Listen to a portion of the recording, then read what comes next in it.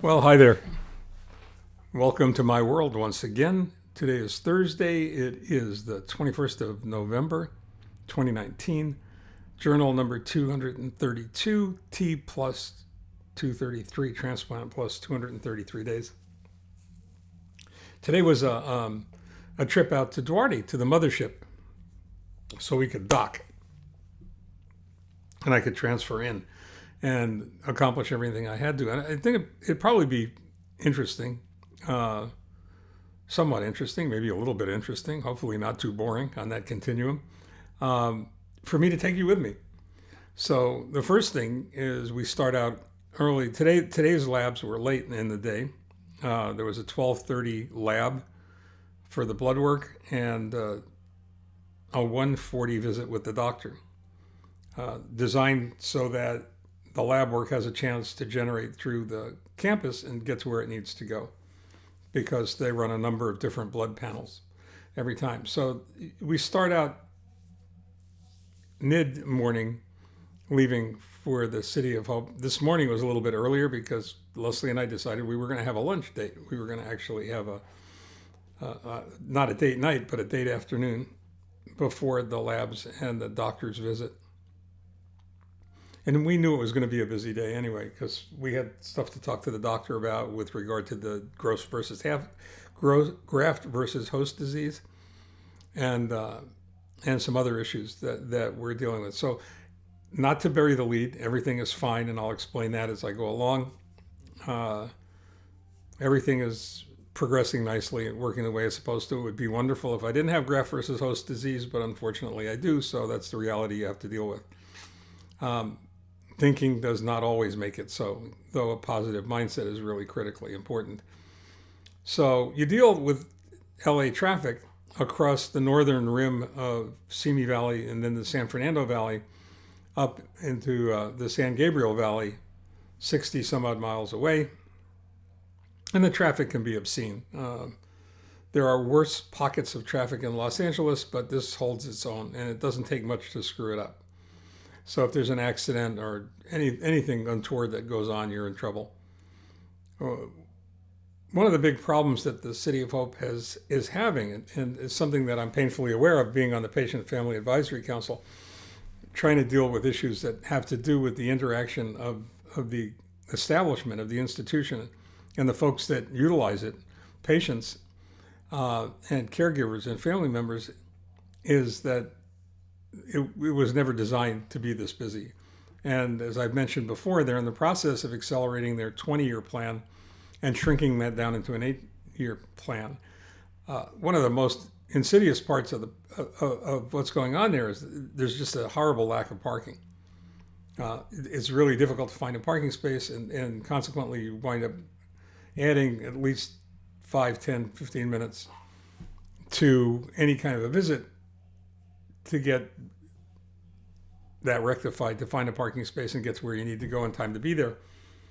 They're going to fix that. They're putting in a 4-story parking structure, but obviously it doesn't happen overnight. So after we found a parking space, we go into the labs. One of the things that's really annoying for me is a blood draw. And it's not because I'm afraid of needles or anything like that. I'm not. God knows I've had enough shots at this point not to be afraid of needles.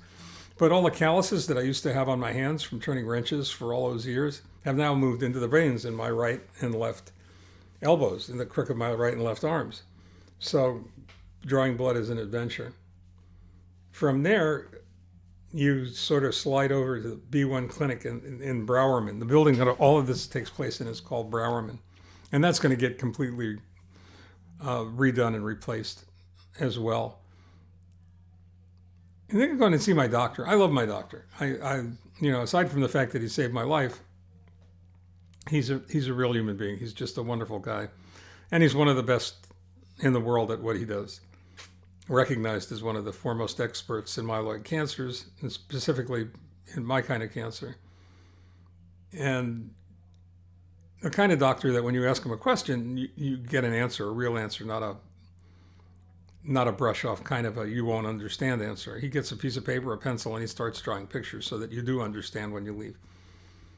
And it's always fun because there are are times, quite often times, when he has a fellow, a visitor, or another hematologist oncologist from another country visiting usually for about a month. And they're very, very stoic kinds of folks. I mean, the last one we had before this young lady that we had from Nigeria was from India, and they're very stoic. And today I think I reached a milestone in the fact that I actually got this young lady to laugh. I mean, laugh hysterically. So that was really fun. And I think maybe because she was from Africa, because the doctor was telling me that, giving me a whole list of things I had to do to take care of myself with regard to GVHD. And I said to him, I'm going to do anything you tell me to do. I'm the most compliant patient you have. If you tell me to, I'm going to go ahead and hang from the ceiling like a monkey in the jungle, or if you want, I'll crawl on my belly like a reptile. And that was it for this young lady from Nigeria. She was just gone. It took her a while to compose herself. So it was a lot of fun for me. I took great pride and pleasure in that. And I know I shouldn't have, but I did anyway. The results of I have moderate graft versus host disease, which is better than having severe graft versus host disease, but not as good as having mild graft versus host disease, but it's healing. It's getting better. All the medications that he put me on last week are starting to work, and the numbers are all reacting the way they're supposed to. Now the story gets interesting, because, the appointments are really good at the City of Hope. They generally occur when they're supposed to occur. And I don't know how that works, because they usually run longer than they're scheduled. So they must have a fudge factor figured into the narrative. The doctor introduced me to another primary myelofibrosis patient who's really astounding. I mean, his history is astounding. The disease, he's an outlier. That's the best way to put it. He is outside the normal range of all the numbers that they have for survival on this disease. And he just had his transplant a month or so ago. Still in the hospital, unfortunately, because he had all kinds of complications.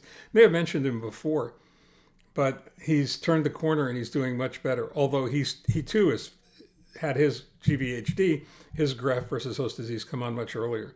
And his hit in a more traditional area of the body, in that it attacked the mucus lining inside his stomach and his intestinal tract.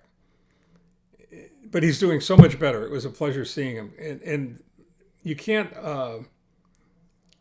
there's a certain amount of PTSD that occurs when you've been through a catastrophic event like a bone marrow transplant, and you've been that sick for that long. And when you've symptomized before that, I think we've talked about that.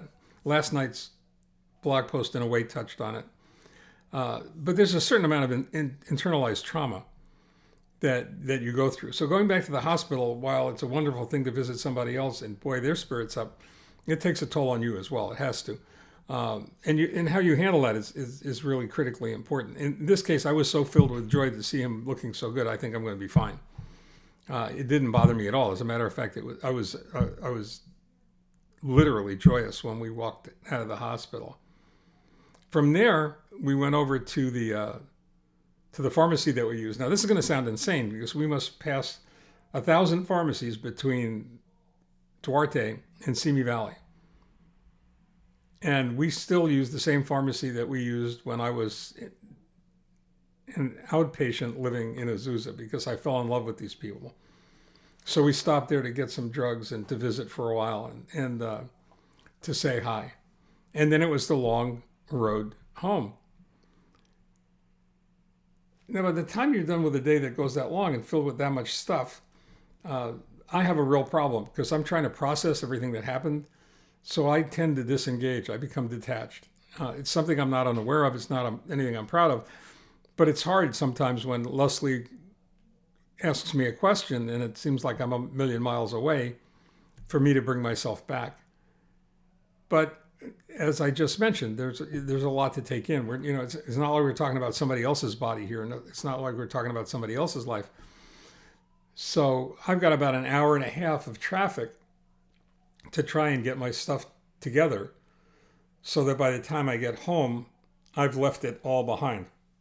We call it the shower that I'll take tonight we refer to as the hospital shower. And that's to wash the hospital off our bodies.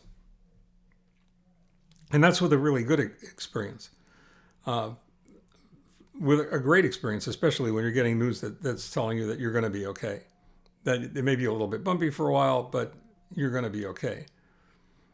And then you detox. You spend the rest of the night just taking it easy as much as you can, recognizing that you're going to be back there now in 2 weeks, I guess it is. I'll be back there on December the 3rd, which is just about 2 weeks, for another follow-up visit to see what's going on. So it's doctors, pharmacies, visits, hospital, traffic, back and forth to Duarte.